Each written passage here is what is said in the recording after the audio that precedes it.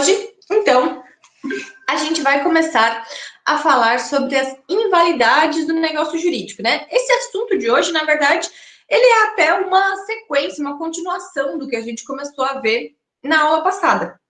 Vocês lembram que na aula passada a gente conversou sobre os defeitos do negócio jurídico, né? E quando eu falei dos defeitos, a gente sempre falava, olha, esse defeito torna possível de anulação.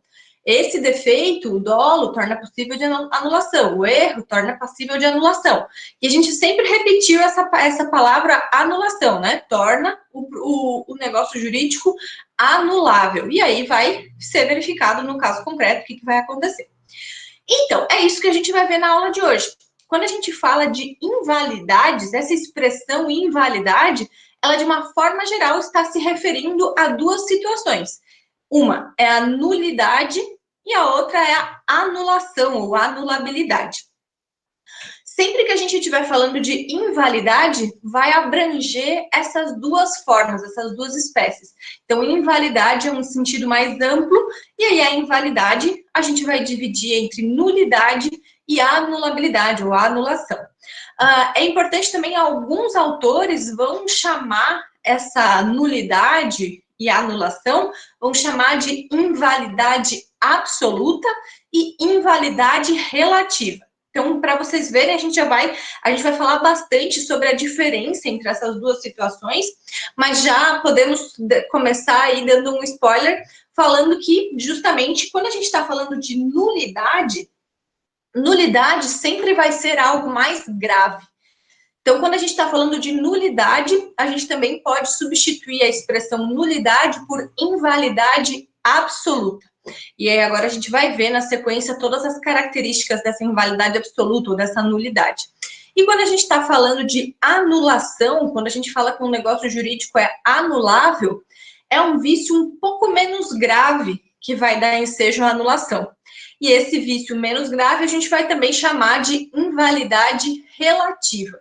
Então, sempre que a gente está falando de invalidade absoluta, a gente está falando de algo mais grave, então é nulidade, ou quando a gente está falando de uma invalidade relativa, é algo um pouco menos sério, não deixa de ser sério também, porque pode acarretar a anulação do negócio jurídico, mas é uma invalidade relativa. Outra questão importante é que quando a gente está falando das invalidades, isso é só para a gente já começar a nossa conversa, né? Vocês lembram que as invalidades, elas vão estar bastante relacionadas ali com os requisitos de validade do negócio jurídico. Tanto que validar requisitos de validade, se não estão presentes, era invalidade, né? Por aí. Então, quando a gente está falando de invalidade, a gente não está falando de inexistência. São coisas diferentes. A inexistência do negócio jurídico é quando falta algum daqueles elementos essenciais para o negócio jurídico, que é principalmente, e a gente sempre fala, porque é importante lembrar, a manifestação de vontade, aí, que é o principal elemento, né, que é o elemento, entre todos os elementos essenciais, é o que ganha mais destaque, justamente porque a gente precisa ter a manifestação de vontade para que esse negócio jurídico exista. E aí, só a partir do momento em que ele existe, é que a gente pode analisar se ele é válido ou não. Então, a inexistência é uma coisa, inclusive, anterior a você poder analisar a validade ou a invalidade do negócio jurídico. A gente só pode falar em validade ou invalidade quando a gente sabe que esse negócio jurídico existe. Então, se está faltando algum daqueles elementos essenciais para o negócio jurídico, a gente não pode nem sequer falar que ele é inválido. A gente vai dizer, olha, ele é inexistente, ele nem existe no mundo jurídico, então não dá nem para a gente começar essa conversa. Enfim, mas dito isso, né, voltando então para a questão da invalidade, que é basicamente o que a gente vai trabalhar hoje, outra questão que é importante a gente falar é sobre o que é essa nulidade. Apesar de haver alguma divergência na doutrina aí, né, majoritariamente a gente consegue definir que nulidade é uma sanção. Por que é uma sanção? Porque não existe uma nulidade de pleno direito, digamos assim, no direito civil, nos negócios jurídicos.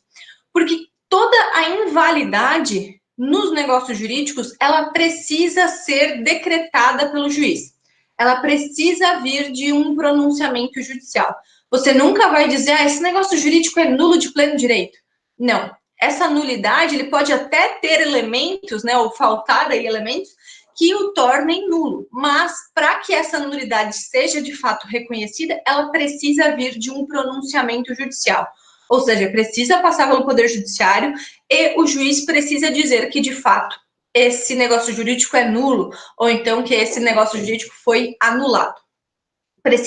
Sempre depende de manifestação judicial.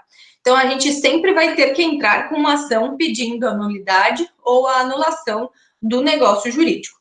E aí, dito isso, a gente precisa ter em mente que essa nulidade, então, ela é, na verdade, uma sanção. Ela é uma punição que a gente vai dar para esse negócio jurídico que não preenche os requisitos de validade. Então, é bem, assim, é a forma mais simples que eu penso que a gente consegue dizer o que é a nulidade. Se alguém um dia perguntar para você, mas o que é nulidade? O que é isso? Nada mais é do que uma sanção, é uma punição que você está dando, que você está aplicando nesse negócio jurídico, por ele não preencher os requisitos de validade. E dependendo de como for a situação, dependendo de qual se é nulidade ou anulação, vai ser uma sanção mais grave ou uma sanção mais branda, dependendo do crime que você está cometendo. Pelo amor de Deus, não vou nem falar isso, senão vocês misturam direito civil com direito penal, e daí, na hora da prova, dá caca. Né? Mas, de qualquer forma, tem que pensar que justamente a nulidade é uma forma de você punir ali, uma forma de uma sanção que você aplica com relação ao descumprimento de algum requisito que era essencial para a validade daquele negócio jurídico. Lembrando que os requisitos de validade são aqueles que estão lá no artigo 104 do Código Civil, né? Que vai dizer, olha, o que a gente precisa para ter um negócio jurídico válido? A gente precisa de um agente capaz, de um objeto lícito, possível, determinado ou determinável e forma prescrita ou não defesa em lei. Então, a gente precisa ficar atento a essas três situações, né? O agente, a capacidade do agente, o objeto e a forma. E, dentro desse contexto, a gente vai analisar se os requisitos foram preenchidos ou não. Outra situação importante ainda, de regras gerais aí, né, que valem para as invalidades, é que essas invalidades, elas precisam estar presentes no momento Não foi uma boa expressão, deixa eu começar de novo. Esses defeitos do negócio jurídico, para acarretar a invalidade, elas precisam estar presentes no momento em que você celebra o negócio jurídico. Então, vocês lembram que lá, quando a gente estudou na aula passada os defeitos do negócio jurídico, e a gente viu lá do estado de perigo, por exemplo, né? Quando você firma lá o sujeito que está lá morrendo, e você firma uma obrigação que é excessivamente onerosa, né? E aí, vamos supor que essa onerosidade excessiva veio depois do momento em que você celebrou. Se isso aconteceu depois da celebração, se os vícios vierem depois, se a situação, o negócio jurídico foi celebrado, o contrato foi firmado e depois a situação mudou, esse depois não interfere na invalidade ou validade do negócio jurídico. Você pode até discutir outras questões, se você vai pedir revisão, né? Ou então verificar se essa modificação é válida ou não, se pode modificar, se não pode, se vai cumprir, se não vai cumprir. Outra coisa. Agora, sobre validade ou invalidade, para você dizer que aquele negócio jurídico é inválido, para você dizer que esse negócio jurídico deve ser anulado, que aquele contrato deve ser anulado, você precisa que esse defeito esteja presente já no momento em que você celebra o negócio jurídico, já no momento em que você assina aquele contrato. Só então a gente vai conseguir discutir aí a invalidade. Se esse problema que apareceu aí aparecer depois, aparecer num tempo mais para frente, aí a gente pode discutir qualquer outra coisa, que daí vai ser outras questões contratuais que a gente vai analisar mais para frente, né? Daqui a 2 semestres. Mas não vai discutir a validade ou a invalidade, beleza? Meu Deus, eu não sei não, eu tô com falta de ar, eu acho que eu tô com sintomas não, tô brincando, mas eu tô falando demais, tô ficando sem ar, a gente tem que dar uma pausadinha para respirar. Bom, mas vamos começar, então, eu tenho uma apresentação, vamos começar não, né, mas eu tenho uma apresentação aqui para a gente falar, para a gente fazer, então deixa eu só abrir minha apresentação, para a gente começar a falar o que é, de fato, né, quais são, quando que esse negócio jurídico vai ser nulo e quando esse negócio jurídico vai ser anulável, né, que acho que essa é uma questão que pega bastante. Então, opa, aqui. Então, vamos lá, minha gente. Temos aí a primeira situação. Vamos falar primeiro de nulidade. Quando que o negócio jurídico vai ser nulo? Então, as questões de nulidade estão previstas lá no artigo 166 do Código Civil. Ele é o primeiro que vai começar a tratar das invalidades, que vai até o 189, eu acho. São vários artigos que tratam dessa regulamentação. Então, o primeiro, 166, vai justamente falar o que é, quando que esse negócio jurídico vai ser nulo. E ele vai dizer para a gente, então, primeiro, quando for celebrado por pessoa absolutamente incapaz. Então, um absolutamente incapaz, que é aquele menor de 16 anos de idade, né? Se ele celebrar um negócio jurídico, esse negócio jurídico é nulo. 2, for ilícito, impossível ou indeterminável seu objeto. Esse inciso 2, ele remete diretamente para o artigo 104, né, que fala dos requisitos de validade, né? Mesma coisa, fala aí o inciso 3, que fala o motivo determinante comum a ambas as partes for ilícito. Então, tanto o objeto ilícito quanto o motivo do negócio jurídico. 4, não revestir a forma prescrita em lei. Também remete a gente lá para o artigo 104, né? Vocês vejam que esse artigo 166, ele tem relação direta com o artigo 104. Falei para vocês, quando a gente começou a estudar negócio jurídico, que o artigo 104 é essencial para a gente entender toda a matéria. Então, esse 166, ele vai remeter a gente diretamente para o 104. Tanto que acho que a melhor forma de vocês conseguirem diferenciar o que é o nulo do anulável é que se a gente estiver falando de capacidade do agente, incapacidade, a diferença é que a gente vai ter que pensar em absoluta, né? A incapacidade absoluta do agente. Quando a gente estiver falando das questões de objeto e forma, tudo isso são questões de nulidade do negócio jurídico.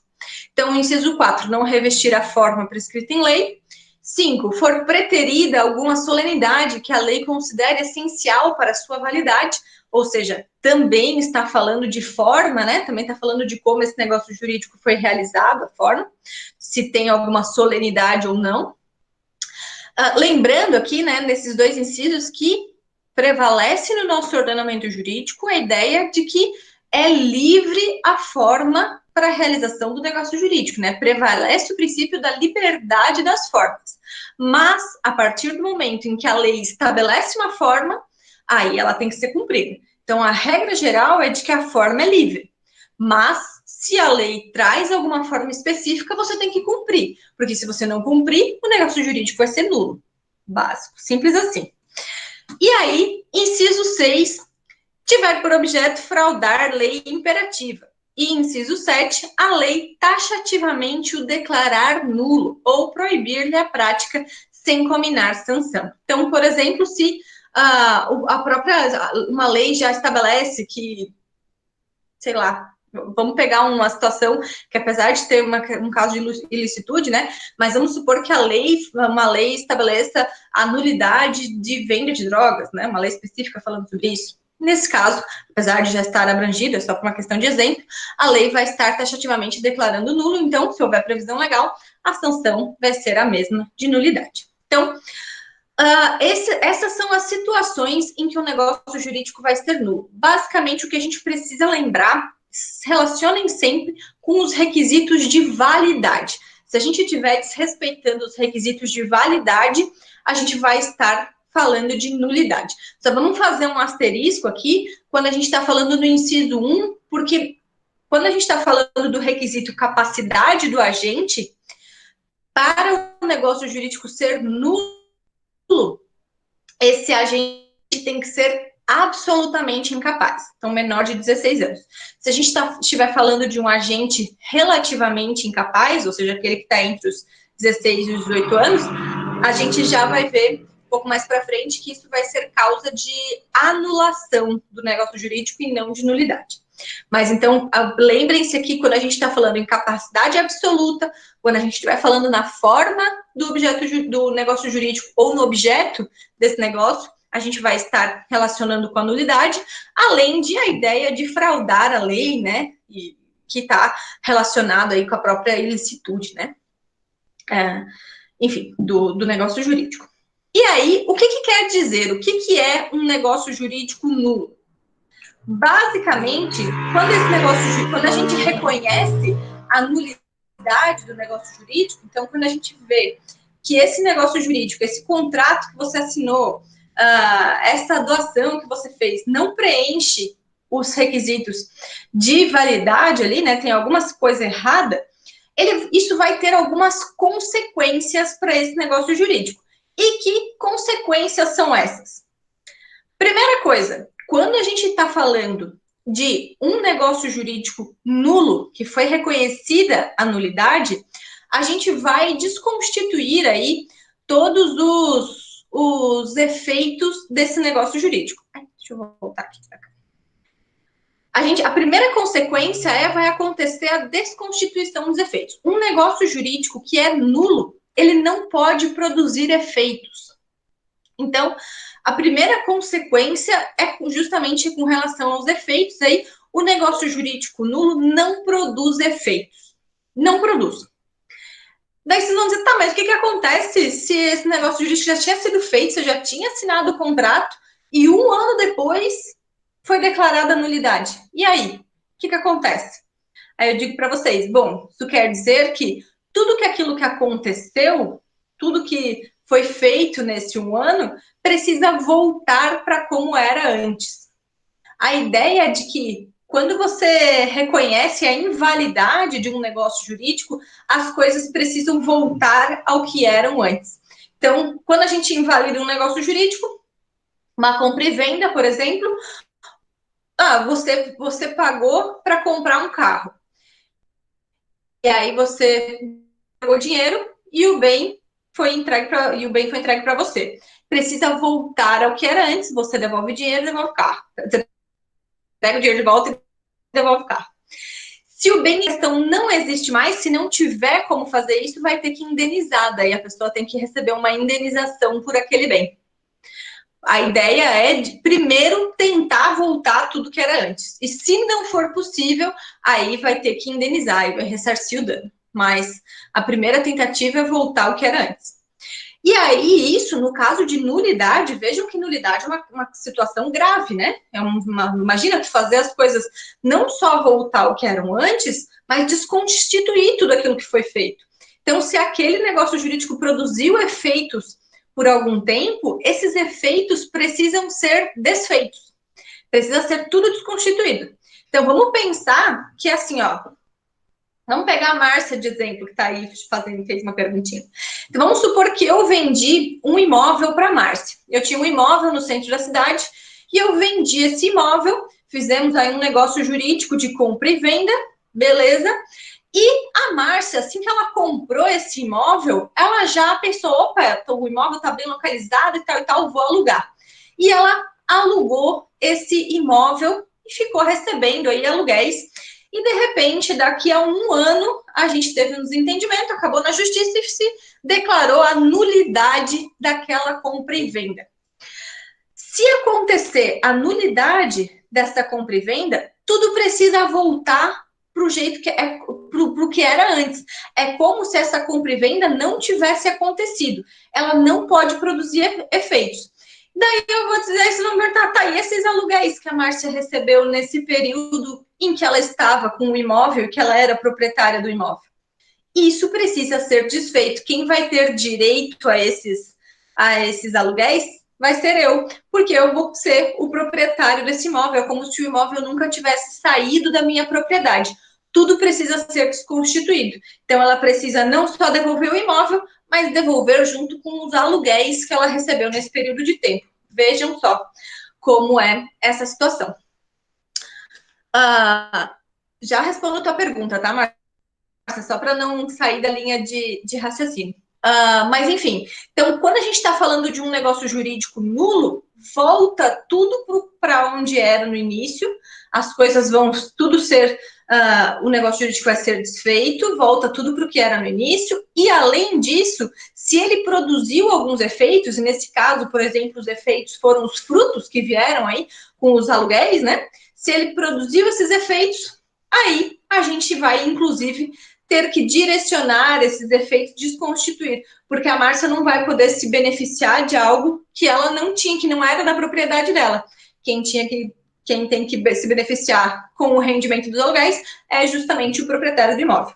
Espero que deu para entender isso, a explicação. Espero que sim. Se ficou alguma dúvida, me pergunte.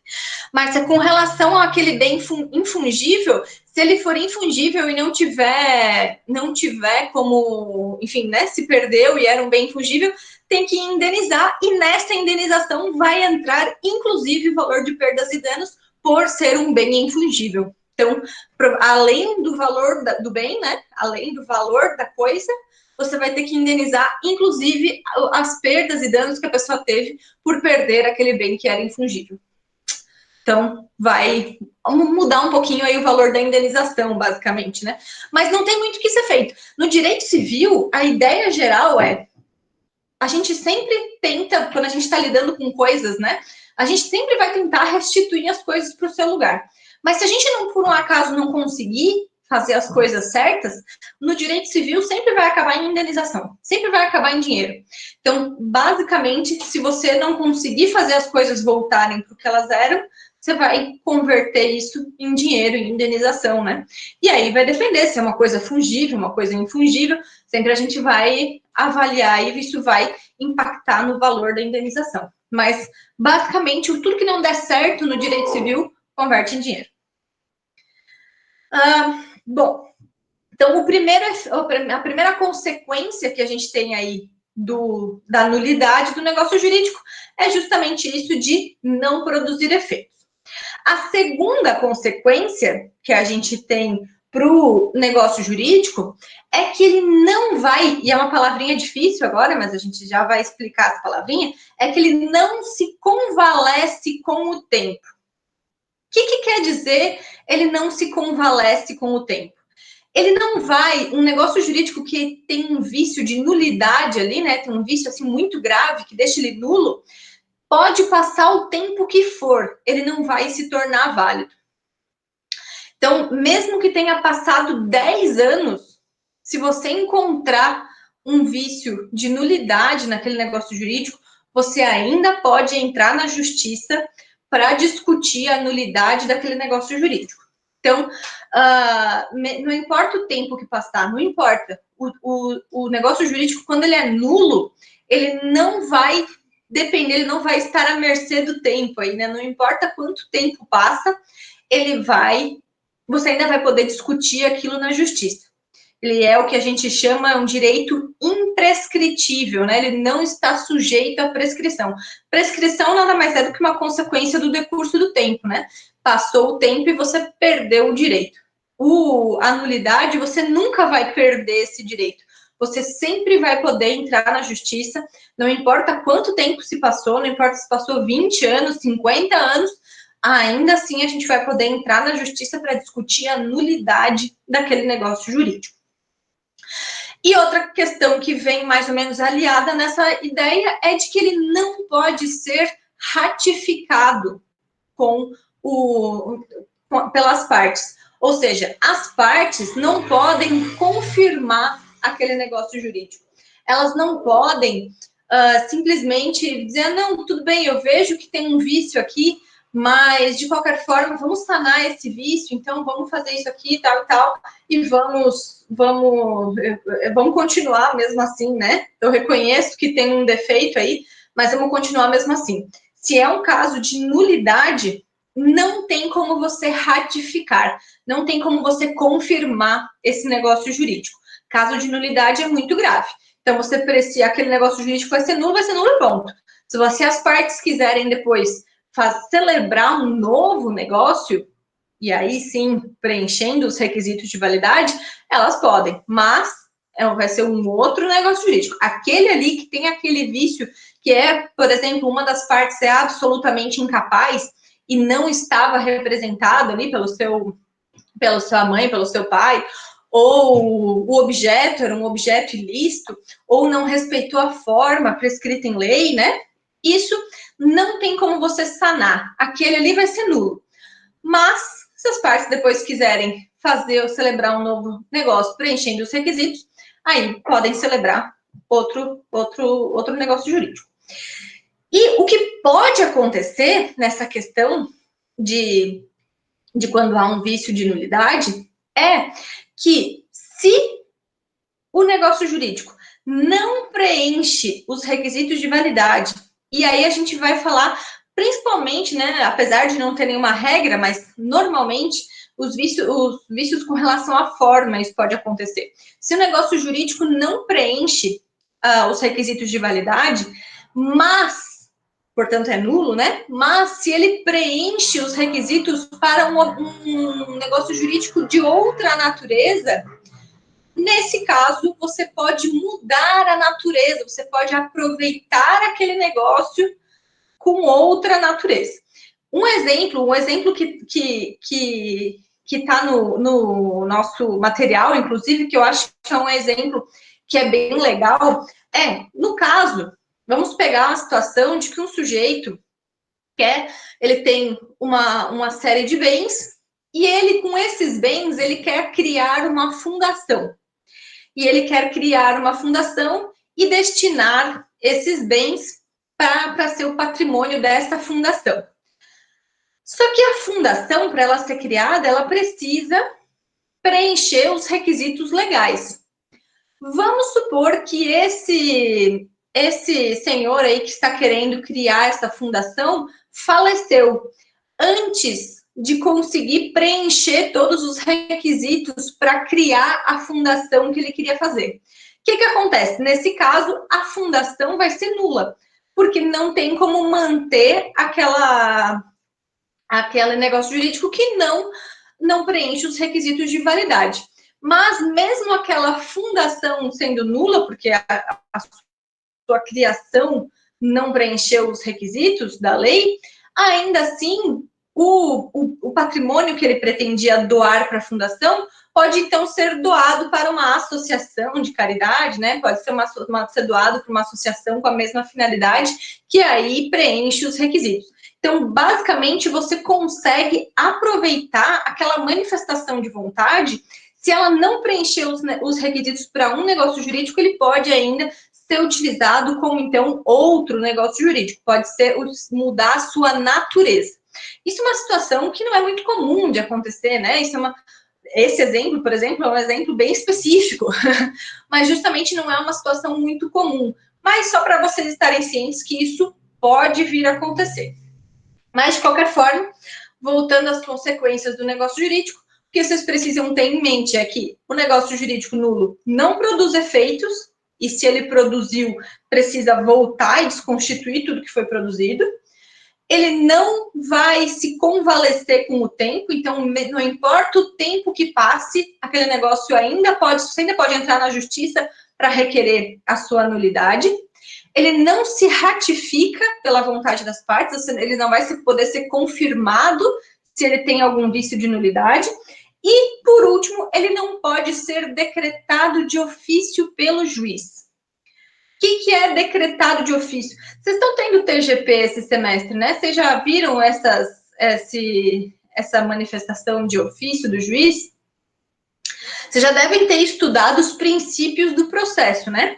Basicamente, quando a gente está falando de processo civil, o juiz, poder judiciário, não pode se manifestar sem provocação, né?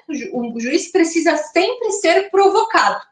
O juiz sempre vai dar uma reação, alguém vai fazer um pedido, vai provocar ele e ele vai se manifestar. Em alguns casos, que são os casos de matéria de ordem pública, como vocês já devem ter visto, o juiz pode agir de ofício, ou seja, agir sem ser provocado. E nesse caso de nulidade, a gente está falando de um problema tão grave nesse negócio jurídico que ofende um interesse público, ofende uma matéria que a gente reconhece como uma matéria de ordem pública. Por isso, por ser matéria de ordem pública, o juiz pode reconhecer de ofício. Então, o juiz vai poder, mesmo sem ser provocado, ele vai poder declarar a nulidade desse negócio jurídico. Da mesma forma, qualquer pessoa pode requerer a nulidade desse negócio jurídico e também o próprio Ministério Público pode requerer a nulidade, se o Ministério Público entender aí que deve atuar nessa situação, também pode requerer a nulidade. Então, vejam que é uma situação, reitero aí, que é uma situação bem grave, né? Que o ordenamento jurídico, né, o direito civil, reconhece, inclusive, como uma causa de atuação de ofício do juiz. E como que isso vai acontecer, né? Você vai pensar, meu Deus, o juiz está um dia na casa dele, belo e formoso, pensa, vou anular o processo, o negócio jurídico do meu vizinho. Não é assim, né? Normalmente, isso acontece, essa atuação de ofício do juiz, normalmente acontece quando esse negócio jurídico chega no judiciário por uma outra situação.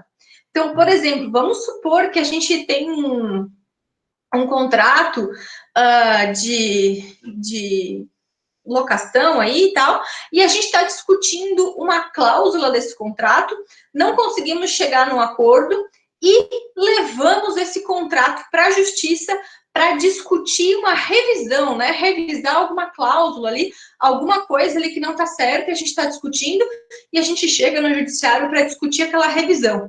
E aí, quando a gente chega para o juiz, a gente bem empolgado, né? As duas partes discutindo a necessidade ou não de revisar aquele contrato, e o juiz diz, opa, não, peraí, tem um vício aqui com relação ao objeto e tal, declara a nulidade desse negócio jurídico. Então, é aí que o juiz vai poder atuar de ofício, né? Quando o negócio chega lá no judiciário, mesmo que nenhuma das duas partes esteja pedindo que seja reconhecida a nulidade, se o juiz vê que tem algum desses vícios ali do artigo 166, o juiz pode declarar de ofício essa nulidade. E aí, só para finalizar, quando a gente está falando de negócio jurídico nulo, eu imagino que também vocês já tenham visto isso em TGP, mas vocês já devem ter falado sobre a classificação das ações, né? A classificação trinária e quinária das ações. Já viram isso também?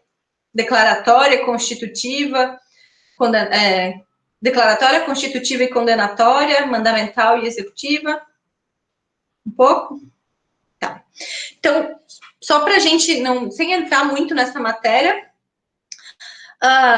quando a gente está falando de uma nulidade, a ação que busca declarar a nulidade do negócio jurídico é justamente uma ação declaratória. Então, o que quer dizer uma ação declaratória, uma sentença declaratória? Quando a natureza declaratória está presente, ela está apenas declarando um direito que sempre existiu. Então, a gente vai ver que a sentença declaratória, uma vez que a gente vê ali que esse negócio jurídico é nulo, a sentença apenas vai declarar uma coisa que sempre foi assim. Por isso que esse negócio jurídico não vai produzir efeitos. Porque quando a sentença diz, olha, esse negócio jurídico é nulo, essa natureza declaratória vai retroagir até a data em que esse negócio jurídico foi celebrado. Porque ações e sentenças de natureza declaratória, elas têm efeito retroativo, ou seja, ex tunc, né? Se vocês já viram essa expressão, ex tunc é efeito retroativo. Por quê? Por que tem efeito retroativo? Porque ela apenas está declarando uma coisa que já era reconhecida pelo ordenamento jurídico. O Código Civil já dizia, ó, é nulo. E aí a sentença está apenas declarando aquele direito. Então, ele vai retroagir até a data em que foi celebrado o negócio jurídico para dizer, olha, isso aqui não pode produzir efeitos, porque isso aqui é nulo. Isso aqui não pode ter consequências no mundo jurídico. E se tiver, se teve, tem que ser desfeito essas consequências. Agora, quando a gente está falando, e aí vamos mudar agora, vamos ir lá para os casos de anulação do negócio jurídico. Casos de anulação eles são um pouco menos graves de quando a gente está falando de um negócio jurídico nulo.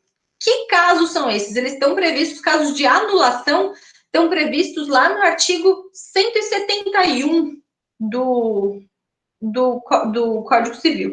Deixa eu abrir aqui minha apresentação, peraí. Então, o negócio jurídico anulável, ele está previsto ali no artigo 171 do Código Civil, e ele vai dizer, além dos casos expressamente declarados na lei, então pode ter outros casos previstos na lei, que aqui tem alguns exemplos, vou disponibilizar esses slides para vocês já também, né, já aviso, mas além dos casos expressamente declarados na lei, é anulável, vejam que a expressão já muda, o negócio jurídico. Por incapacidade relativa do agente.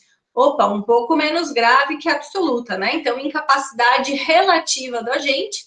E 2, por vício resultante de erro, dolo, coação, estado de perigo, lesão ou fraude contra credores.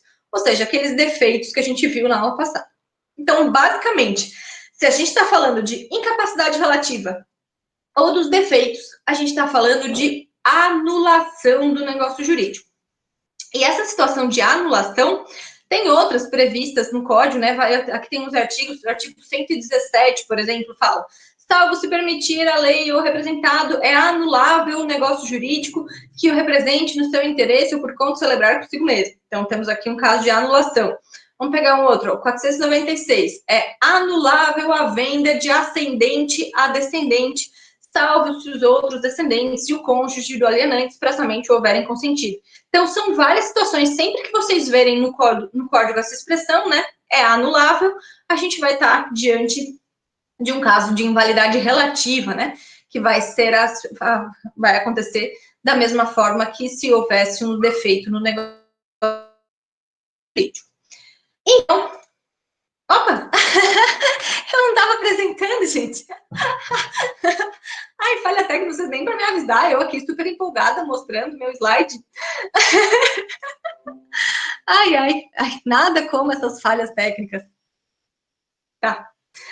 Agora eu tô até sem jeito, mas de qualquer forma, tá aqui o artigo 171, que eu achei que vocês estavam vendo, desculpa por essa falha, mas o artigo 171, que diz incapacidade relativa do agente e os defeitos do negócio jurídico, né, os vícios de erro, dolo, coação, estado de perigo, lesão ou fraude contra credores, e além de outros, e aí eu disse que eu vou disponibilizar esse slide, que é justamente para que vocês possam ver por curiosidade, né, não por obrigação, porque esses outros artigos aqui, né, o 496, 1649, são situações que não estão no conteúdo, mas só para vocês verem como isso aparece, né? Então, voltando aqui, ó, é anulável a venda de ascendente a descendente, tal.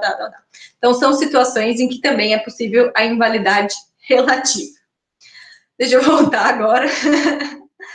Mas, enfim, e quais são as consequências de um negócio jurídico quando ele é anulado? Então, quando a gente está falando de uma anulação, continuando a linha da sentença, diferente do que acontecia lá na nulidade, quando a gente está falando de anulação, a gente vai ter uma sentença que vai ter caráter desconstitutivo.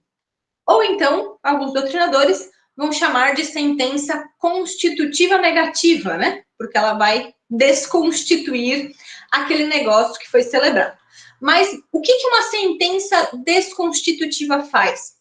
Ela diz que a partir daquele momento, aquele negócio jurídico não existe mais. A partir daquele momento em que a sentença foi publicada, ela vai deixar aquele negócio jurídico vai se desfazer.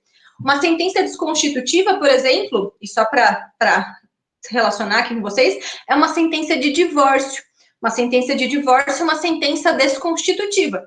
Que enquanto você estava casado, o casamento produziu todos os seus efeitos, vocês construíram um patrimônio, vocês tiveram filhos, vocês fizeram 1000 coisas e o casamento foi lindo. E aí, quando acabou o casamento e vocês se divorciaram, aquele divórcio, a sentença que decreta o divórcio é uma sentença desconstitutiva. Ou seja, ela só vai produzir efeitos dali em diante. A gente vai dizer que ela tem efeitos ex nunc, porque ela não retroage. Então, ex nunc não retroage. E assim é uma sentença que declara a anulação de um negócio jurídico. Ela não vai produzir efeitos retroativos. Ela vai produzir efeitos só dali em diante. Então, esse negócio jurídico, a partir do momento em que ele é anulado, ele vai parar de produzir efeitos. Ele vai deixar de produzir efeitos. Mas aquilo que foi feito até ali, né? Todos aqueles efeitos que ele produziu até ali, não tem problema, né? O que está feito, está feito. Basicamente, essa é a ideia. Mas dali em diante, ele não vai mais produzir efeitos. Então, vamos pensar naquele caso que a gente estava falando de compra e venda antes. Então, uma compra e venda que, na sequência, o comprador já alugou, né? E começou a receber os aluguéis. Vamos supor que essa compra e venda foi anulada. O juiz chegou no judiciário e o juiz, então, reconheceu e disse, ó, não, está anulado esse negócio jurídico. A partir do momento em que a anulação acontece, aquela compra e venda vai ser desfeita. E então, o bem imóvel vai voltar para o antigo proprietário e o dinheiro vai voltar para a mão do comprador. E o que acontece com aqueles aluguéis que já foram recebidos pelo então comprador? Nesse caso de anulação, ele continua recebendo esses aluguéis, tá certo? No caso de anulação, volta o bem e o dinheiro para o lugar de onde eles vieram, mas tudo que aconteceu até ali foi válido.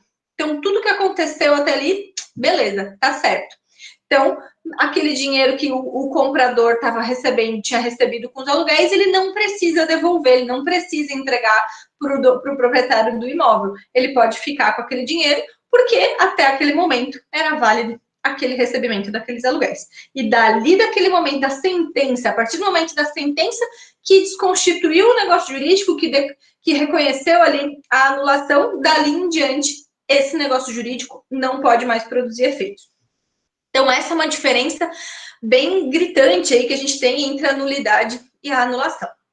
Outra diferença bem importante é que um negócio jurídico, quando ele é passível de anulação, ele se convalesce com o tempo. Bem o contrário, né, do que era antes. O que isso quer dizer?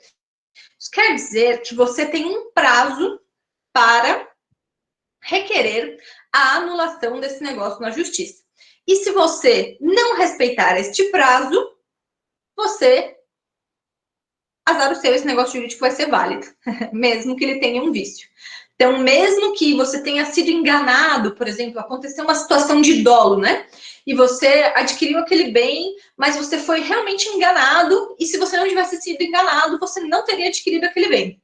Mas, enfim, naquela situação e tal, o vendedor te enganou, te enrolou ali, você comprou, você adquiriu aquele bem.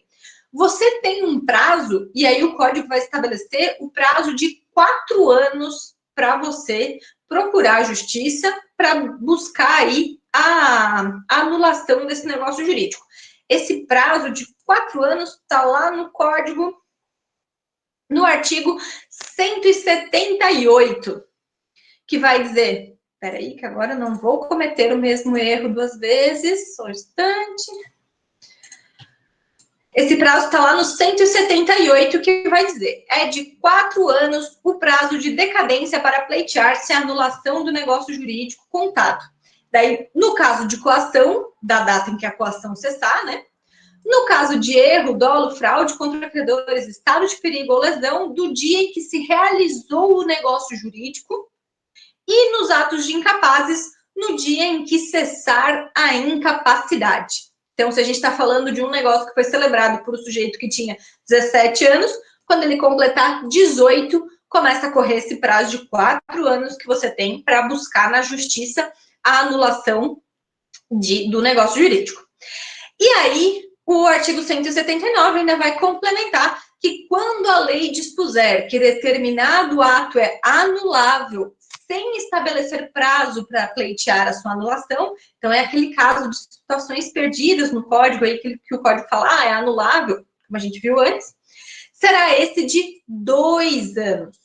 Então, se o código fala que é anulável e não fala prazo, esse prazo vai ser de 2 anos a contar da data da conclusão do ato. Então, regra geral, basicamente, se está aqui nesses casos previstos no artigo 171 ali, a gente vai estar diante de um prazo de 4 anos.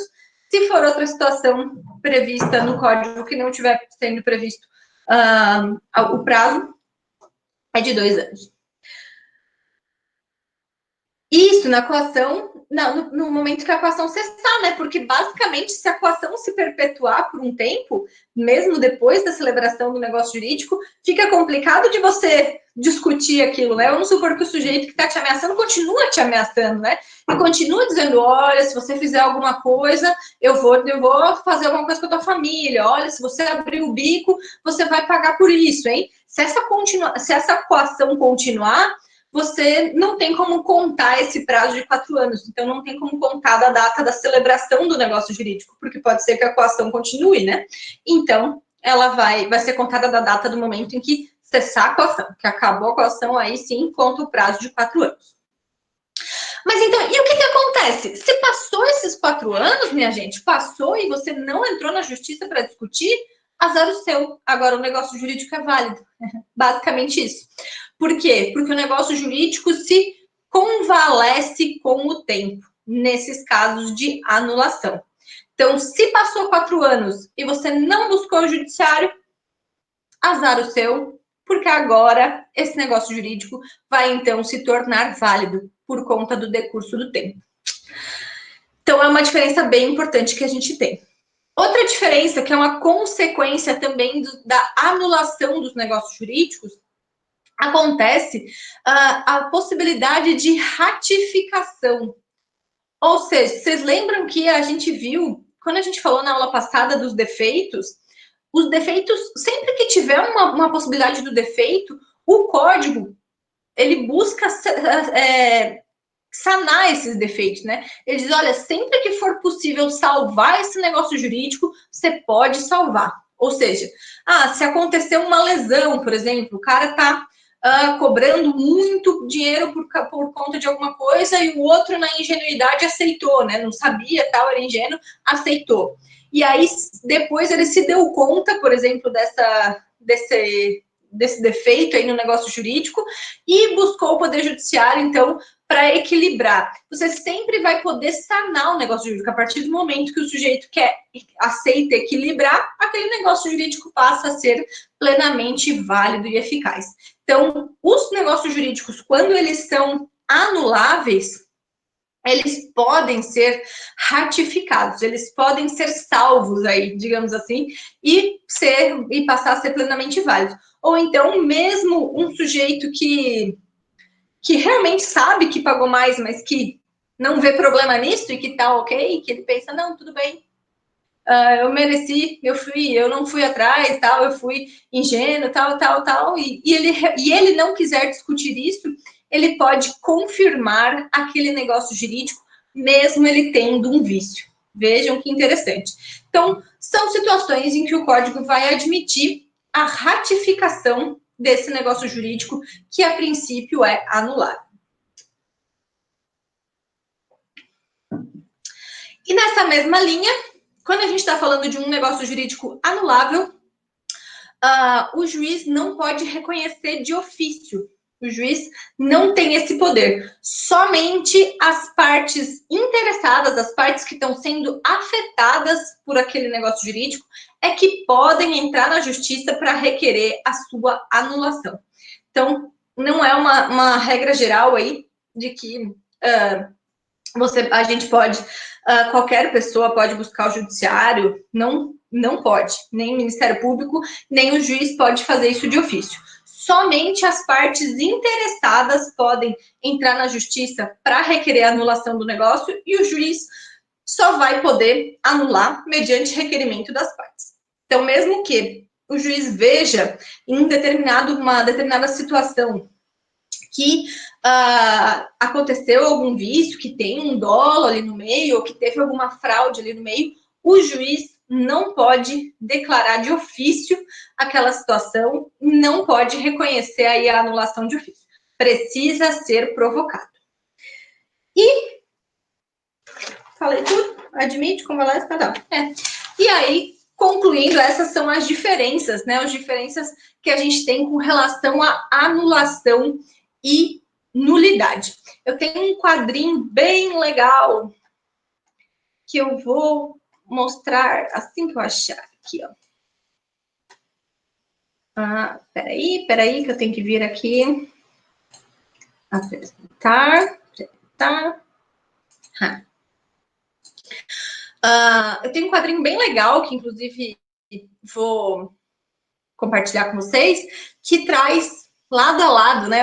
Eu acho essencial esses comparativos, assim, um do lado do outro, para a gente conseguir ver essas diferenças bem fáceis, né? Assim, para a gente ver que um é exatamente o oposto do outro. Então, para a gente conseguir ver as diferenças bem claramente. Isso é bem importante, a gente entender essa diferença. E, gente, outra coisa, né? Essa questão de nulo e anulável, outra parte da matéria aí que vocês vão seguir, a gente está vendo isso, não sei se vocês já chegaram a ver alguma coisa sobre isso, talvez em TGP, mas isso é tópico de matéria que vocês vão ver em várias outras disciplinas, porque sempre vai entrar essa questão, essa diferença entre nulo e anulável em várias outras matérias daqui para frente. Então, quando a gente está falando de nulidade, então, a gente vai dizer que viola norma de interesse público por conta disso, como uma questão de nulidade tem interesse público, pode ser reconhecido de ofício pelo juiz, mesmo que ninguém tenha suscitado a nulidade,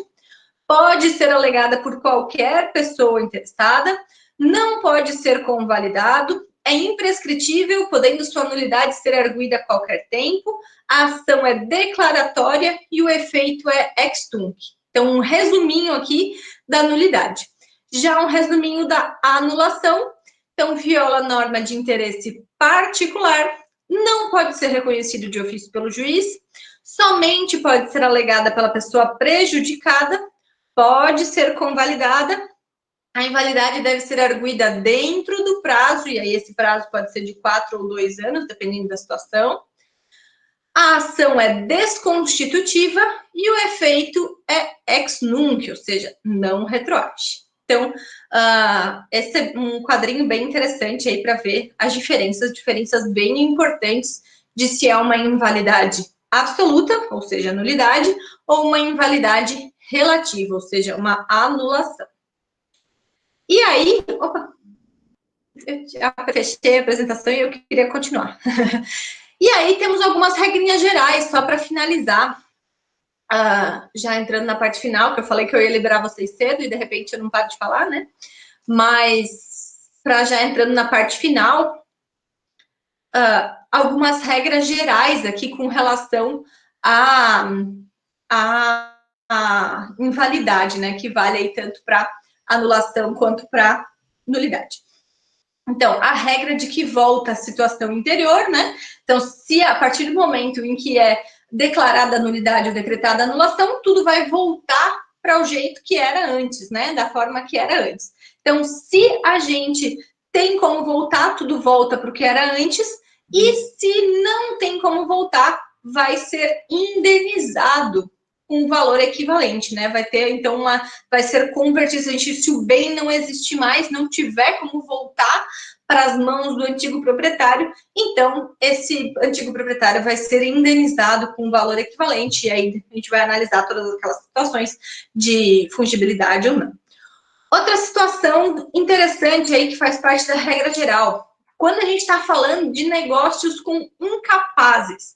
Gente, questão de incapacidade, a gente precisa lembrar que todas as regras de incapacidade que a gente tem no Código Civil, elas foram criadas para proteger o interesse do incapaz. Então, o código sempre tenta proteger o incapaz. Essa é a ideia de incapacidade, né? A ideia de incapacidade é que a pessoa não está pronta por alguma razão, né? Ou por idade, ou quando a gente está falando dos relativamente incapazes, por alguma questão de outra questão na vida, ela não pode tomar as decisões sozinhas ainda, ou nessa situação. Então, por conta disso, a legislação vai proteger os incapazes, né? E não vai ser diferente quando a gente estiver falando de negócios jurídicos celebrados com incapazes. Então, quando a gente estiver falando de um negócio celebrado com incapaz, a regra que está lá no 181 é de que ninguém pode reclamar o que, por uma obrigação anulada, pagou ao incapaz, se não provar que o reverteu em proveito dele a importância paga. Ou seja, se você fizer um negócio jurídico com um incapaz, você comprou um bem de um incapaz que não estava devidamente representado ou assistido, né? Assistido, no caso, que a gente está falando. Mas se ele não tiver devidamente assistido ali para os seus pais, quando você vai pleitear anulação, para você pleitear anulação e pedir esse dinheiro de volta, você precisa provar que você fez esse pagamento, que esse pagamento foi feito para o incapaz e de que esse incapaz que pegou esse direito e se beneficiou, pegou esse dinheiro e se beneficiou com esse dinheiro. Então, vejam, nem sempre você vai conseguir fazer essa prova. Então, nem sempre você vai conseguir demonstrar essa situação.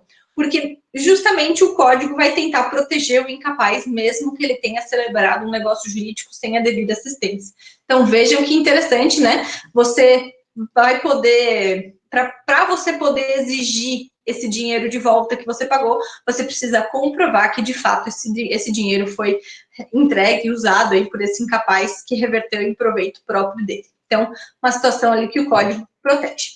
E outra situação que envolve também a invalidade é a invalidade do instrumento. O código vai dizer que a invalidade do instrumento não induza do negócio jurídico sempre que este puder se provar por outro meio. Então, o que quer dizer? O instrumento é a forma, basicamente, como esse negócio jurídico está se concretizando no mundo, né? Se precisa de alguma, e aí não uma formalidade específica, mas alguma situação não for respeitada ali no momento de você, por exemplo, celebrou uma escritura, fez uma procuração e a pessoa era analfabeta, por exemplo, e teve alguma invalidade ali no momento do instrumento. O instrumento é realmente como você vai colocar, não necessariamente papel, né, mas como você vai colocar aquele negócio jurídico que foi celebrado entre as pessoas no mundo. Pode ser papel, pode ser um documento, mas também pode ser, por exemplo, uma mensagem, pode ser um texto online, enfim, hoje em dia não dá para a gente dizer papel, né, mas regra geral acaba sendo colocar no papel. Mas, de qualquer forma, o instrumento é a forma como aquilo está sendo posto no mundo. Se houver alguma invalidade nesse instrumento, isso não necessariamente vai afetar o negócio jurídico. Se houver aí, se você conseguir mostrar que aquele negócio jurídico foi celebrado de outra forma. Por exemplo, uma pessoa que é analfabeta e vai lá e se manifesta a sua vontade, você escreve um contrato e ela faz um rabisco no local da assinatura, por exemplo. Aquele instrumento é inválido, porque aquilo que está ali não é a assinatura dela, aquilo ali é um rabisco. Só que, se você conseguir provar que, de fato, apesar de ela não ter conseguido ler, a conversa, o negócio que foi firmado entre vocês, de fato reflete o que está naquele papel, o negócio jurídico vai prevalecer, mesmo que aquele instrumento seja inválido. E, para finalizar, a invalidade também pode ser parcial, ou seja, a gente pode estar diante de uma situação em que a invalidade atinge só uma parte do negócio e não o negócio jurídico todo. E aí vocês lembram, por exemplo, quando a gente falou daquelas regras do acessório e do principal, né? Isso pode acontecer quando a gente tiver um negócio jurídico que é principal e um acessório. Pode ser que aquele acessório seja nulo ou anulável, enfim, inválido. Se o acessório for inválido, a invalidade do acessório não necessariamente vai contaminar o principal. Então, pode ser que somente o acessório seja considerado inválido, mas o negócio jurídico principal continue. Vamos pegar ali um exemplo, um contrato de locação que tem junto uma fiança, né? Você tem um fiador assinando junto contigo. Quando você tem um fiador dentro do contrato de locação, são dois negócios jurídicos, porque tem tanto a locação principal quanto a fiança, que é acessória. E aí, nesse caso, por exemplo, se tiver algum problema com essa fiança, a fiança pode ser considerada inválida e isso não necessariamente vai afetar o principal. Agora, se o principal for inválido, aí sim ele vai afetar o acessório. Então, se o contrato de locação for invalidado, não vai existir fiança sem o contrato de locação. Então, ele vai ser atingido também por essa invalidade. Mas, basicamente, se a invalidade estiver só no acessório, ela não vai, ele pode ser separado aí do principal e o principal continua e aquele lá sai sem nenhuma, sai sem invalidades. Desculpa, me desconcentrei. Bom, minha gente, tem só para finalizar, eu falei só para finalizar mais de uma vez, né? Mas agora, assim, ó, últimos 5 minutinhos da atenção de vocês. Existe uma situação que é uma situação diferente do que a gente conversou até agora, né? Que é uma situação que envolve nulidade também, mas que não está lá no 166, que é a questão do negócio jurídico simulado, que é o que a gente chama de simulação. O que é a simulação? A simulação está prevista lá no artigo 167. Então, o artigo 167, deixa eu abrir aqui, vai dizer para a gente que é nulo o negócio jurídico usado, mas subsistirá o que se dissimulou se válido for na substância e na forma. Olha que interessante. E aí ele fala ali que haverá simulação nos negócios jurídicos quando aparentarem conferir ou transmitir direitos à pessoa diversa daquelas às quais realmente conferem ou transmitem. Então, assim, ó, basicamente um negócio jurídico simulado é uma situação falsa, né? Você está criando ali. Por exemplo, você quer se desfazer do seu patrimônio e, para que não seja considerado fraude, você faz uma simulação de compra e venda. Você diz, assina um contrato de compra e venda, faz tudo bonitinho, mas na verdade você não está recebendo nenhum dinheiro, você está apenas transferindo o seu bem para nomes de terceiro. Isso é um negócio jurídico simulado, porque ele é uma situação que foi apenas feita aí à aparência, mas foi com o objetivo aí de prejudicar um terceiro, né? Então, nesse caso, a gente vai estar diante de um negócio jurídico simulado. Isso também vai acontecer, isso pode acontecer em 3 situações, né? Quando esse negócio jurídico aparentar conferir ou transmitir direitos a pessoas diversas, daquelas as quais realmente se conferem ou transmitem. Então, por exemplo, quando a gente tem ali uma doação de um adúltero, né? Que expressão mais antiga. Mas o sujeito que está traindo a mulher e ele faz uma doação para amante. E daí ele faz essa doação e coloca ali um nome em nome de outra pessoa, mas na verdade é para amante. Isso é um negócio jurídico simulado. Quando contiverem declaração, confissão, condição ou cláusula não verdadeira, por exemplo, o sujeito que simula um divórcio, isso parece bem coisa de novela, mas acontece. O sujeito simula um divórcio para dividir o patrimônio, né? Para dizer, olha, eu não tenho nada no meu nome, ficou tudo com a minha ex-esposa no divórcio. E, na verdade, o divórcio é apenas fake news, aí, apenas falso para evitar responsabilidade futura, né? Para conseguir ocultar o patrimônio. Então, isso é um negócio jurídico simulado. E quando os instrumentos particulares forem antedatados ou pós-datados. Então, você faz aí uma alteração na data. Por exemplo, você comprou um imóvel e tal, tá pagando, ou comprou um bem, tá pagando, e aí, nesse meio tempo ali, naquela situação, você se casou. E daí, a partir do momento que você casa, vamos supor que casou num regime de comunhão parcial de bens, a partir do momento que você casa, aquele bem adquirido integra o patrimônio do casal. E daí você diz, não, vamos alterar a data dessa compra e venda para ela ser anterior ao nosso casamento, fala isso com a pessoa que está negociando, né? Para ela ser anterior ao meu casamento, para não entrar no bem comum, para não ser da minha esposa também, para esse bem ser só meu. E daí você faz uma alteração na data do documento. Isso é um negócio jurídico simulado. Sempre que a gente estiver falando de negócio jurídico simulado, a gente vai estar diante de uma situação de nulidade. E aí, justamente, o que fica muito evidente nessa situação do negócio jurídico simulado é a questão de ilicitude, né? Você está com o objetivo aí de prejudicar terceiros, né? De fraudar terceiros. Então, a gente vai ver aí algumas situações. Então, o objetivo de prejudicar terceiro é o que evidencia aí a simulação.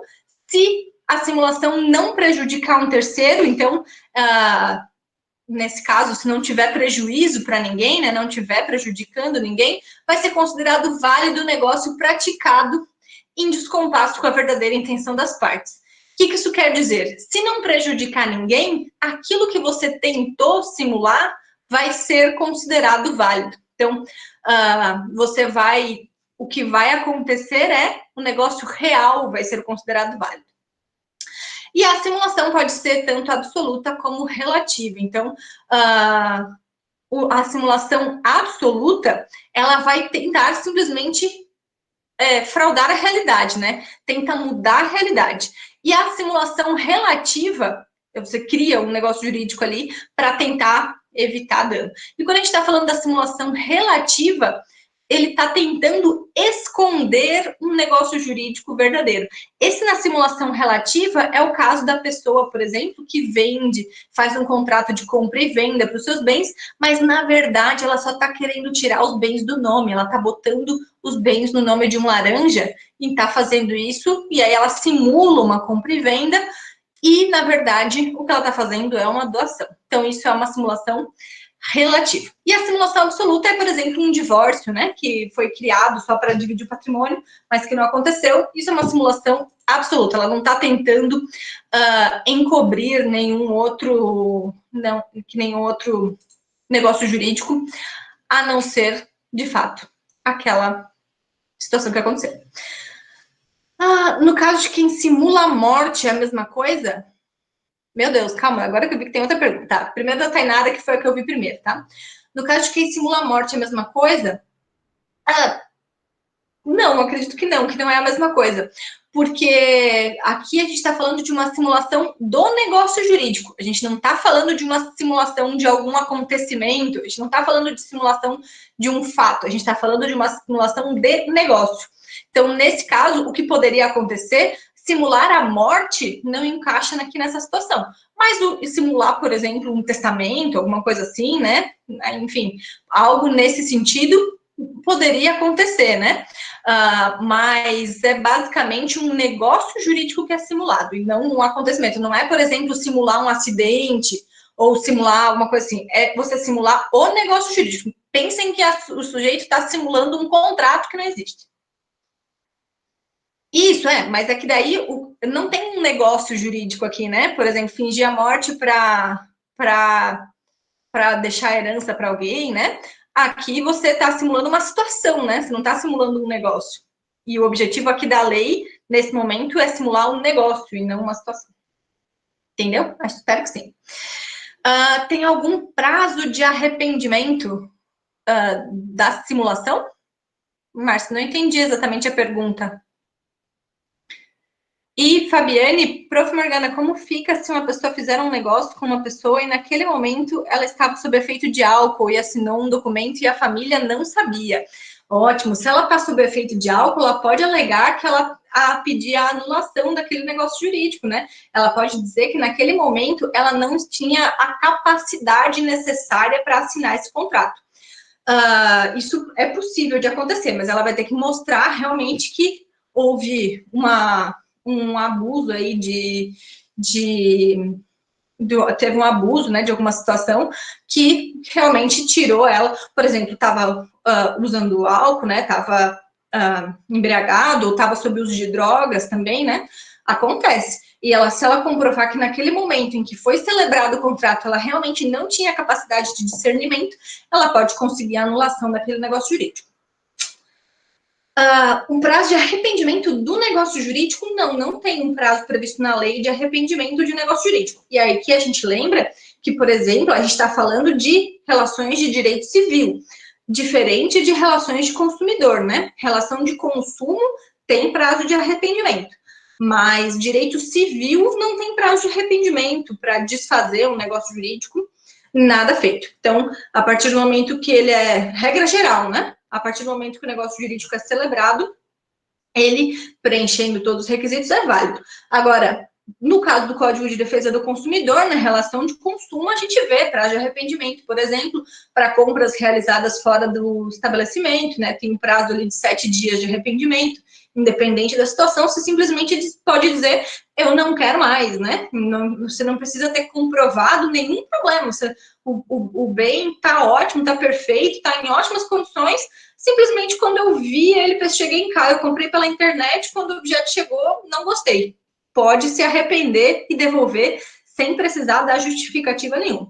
Agora, relações de direito civil não tem essa mesma proteção aí que a gente vê lá no Código do Consumidor, né? Então, relações de direito civil não tem prazo de arrependimento para desfazer. Claro que nada impede que as partes pactuem, né? Se houver um pacto entre as partes realmente concordarem, quiserem deixar um prazo ali para um prazo de arrependimento, às vezes é bem comum, por exemplo, quando você dá um sinal, né, na compra e venda, estabelecer um sinal, e daí estabelecer um prazo e tal, qualquer coisa volta o dinheiro, às vezes com um desconto de uma porcentagem, né, ok, isso é ou perde o sinal, ou então devolve com uma porcentagem, enfim, isso pode ser pactuado entre as partes, mas, regra geral, não tem previsão de arrependimento.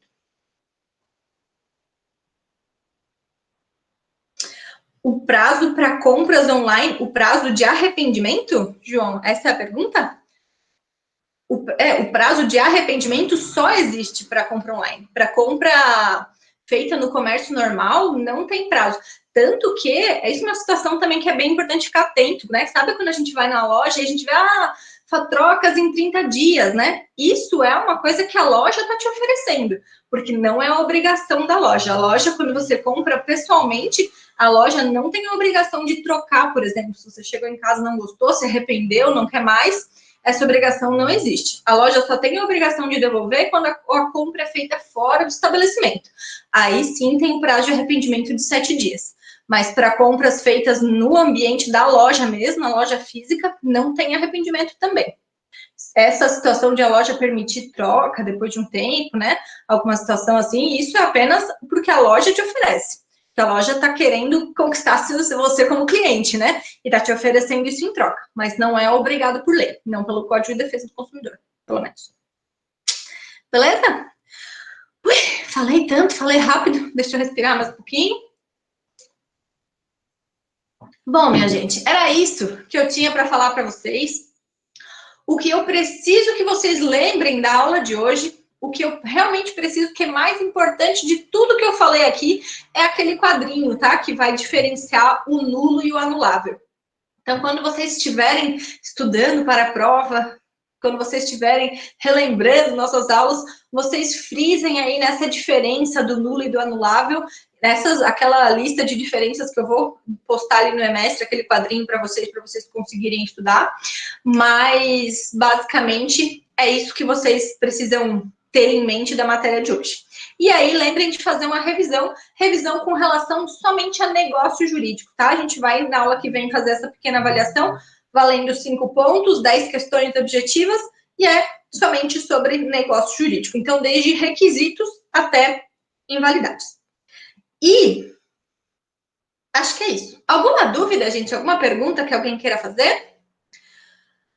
Antes de dar tchau para vocês, eu só queria fazer uma pergunta. Eu queria um feedback de vocês de como é que foi a atividade de semana passada. Eu vi que vocês fizeram, né? Vi que vocês botaram no papel, encontraram jurisprudência. Mas como é que foi? Vocês conseguiram entender? Deu certo esse processo de buscar os julgados, de interpretar, de conseguir entender, colocar no papel? O que vocês acharam difícil? Demorou? Mas conseguiu, né, Tainara? Acho que não entendi nada. Lembrando que, assim, entender os julgados também é uma questão de exercício, assim, né? Também é uma questão da gente exercitar. Então, a princípio, eles... No comando... Eu falei aqui no comando... Prof. Oi?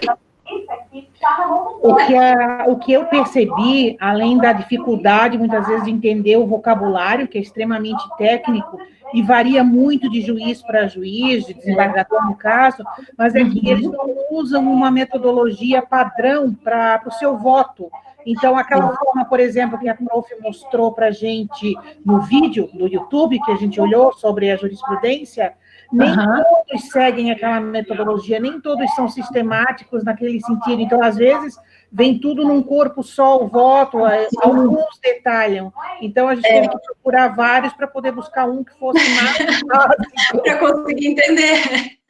É verdade. E ainda assim, ó, no TJ, ainda muitos são assim.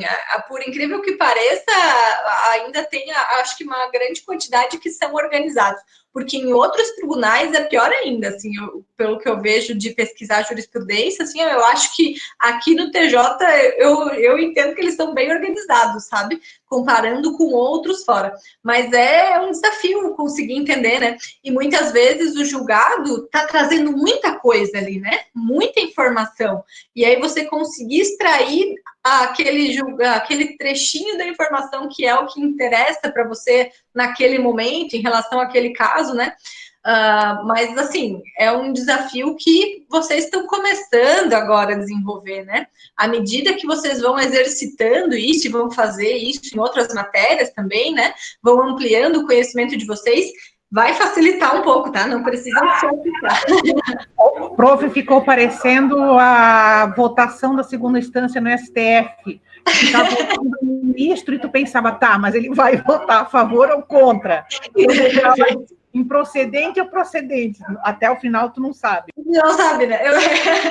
Acompanhar julgamento do STF é muito louco, porque você nunca sabe o que vai vir. De repente, tá toda a fundamentação tal, ali tu vai, acompanha, de repente, o resultado é tipo, tá, e aí, como assim? É bem aí. Mas é muito legal, né? E assim, apesar de todas essas loucuras que estão acontecendo no nosso mundo jurídico hoje em dia, né? Mas é muito importante a gente conseguir estar acompanhando, a gente está sendo privilegiado, e vocês que estão na faculdade estão sendo privilegiados de conseguir acompanhar também todas essas mudanças e conseguir acompanhar isso junto com seus professores. Então, eu imagino que os professores devem estar trazendo muita coisa para a aula do que está acontecendo, apesar de vocês não terem, acho que, estudado ainda boa parte da matéria que interfere esses julgamentos, né? Mas acho que é muito legal, assim, a gente conseguir acompanhar esses julgamentos todos que estão, essas loucuras que estão acontecendo. O Vademecum da pandemia. Meu, o Vademecum da pandemia deve ser uma loucura. Mas tu sabe, Adriano, que tem o boletim do TJSC? Se vocês quiserem, até posso mandar no grupo. Tipo assim, talvez vocês não aproveitem muito, né? Mas tem um resuminho das principais decisões que foram proferidas que são referentes à pandemia, né? Eu acho que é bem legal, eu posso mandar para vocês. Não é muito extenso, não, é do TJSC, é bem resuminho. Pessoal, eu só quero fazer uma breve chamadinha. Deixa eu ver quem está aqui. Adriane está aqui, Ana Lídia está aqui, Bárbara está aqui, Bruna. Bruna está por aí? Não, né? Tá. Bruna não tá. O Carlos está aí? Carlos tá. Cristiane tá. Daniel Augusto. Daniel Augusto não tá. Não tá, né? Se Daniel tiver aí, se manifeste. Tá. Daniel Francischini tá. Denise. O Darlan não tá aqui? Darlan não tá por aí? Não. Tá. Certo. Denise tá. Eduarda também não tá. Gente, tinha mais gente nessa sala antes, né? Se vocês viram algum colega que estava aí e que talvez caiu ou saiu agora há pouco, vocês me avisem, tá? Certo. Evelyn tá aqui, Fabiane tá aqui, Fábio não tá aqui, Fernando tá aqui, Franciele tá aí, Gabriel tá aqui, Giovanni não tá. Gisele também não tá aí, né? Certo. Igor, o Igor não tá aqui. Alguém viu se ele saiu faz muito tempo? Porque ele tava aí no início da aula, né? Vou dar uma meia presença para ele, então. Já nem sei mais fazer chamada, gente. Faz tanto tempo que eu não faço uma chamada. Certo. Jennifer Salgado não tá aqui. Jennifer Maielli tá. João Paulo, João Pedro, Larissa, Laura. Meu Deus, que pouca gente hoje. Luan tá aqui. Luiz Eduardo. Luiz Eduardo também não tá aqui. Marcela tá aqui. Márcia, Márcio. Márcio não tá, né? É uma chamada muito estranha fazer uma chamada com os nomes que estão ali. Vocês podiam falem comigo, por favor, me respondam. Diz presente. Mona Lisa tá aqui. Murilo. Obrigada, sim. O Murilo não tá aí também, né? Nem o Murilo, nem a Narayane. Natália tá, Natiele tá, Pamela tá, Tainara tá, Tiago de Almeida tá, Tiago Dalla Costa tá, Vanessa Juliana, Vanessa Sibel e Wesley. Yay! É isso aí. Tá certo, minha gente. Então hoje vocês já podem relaxar, sair, curtir uma quinta-feira sem pressão. Bom feriado para vocês também. Se cuidem. Se cuidem aí desses vírus loucos, né, minha gente? Cuidem aí, se tiverem que sair de casa, tomem todas as precauções devidas aí, né? Vamos tentar se cuidar o máximo que der.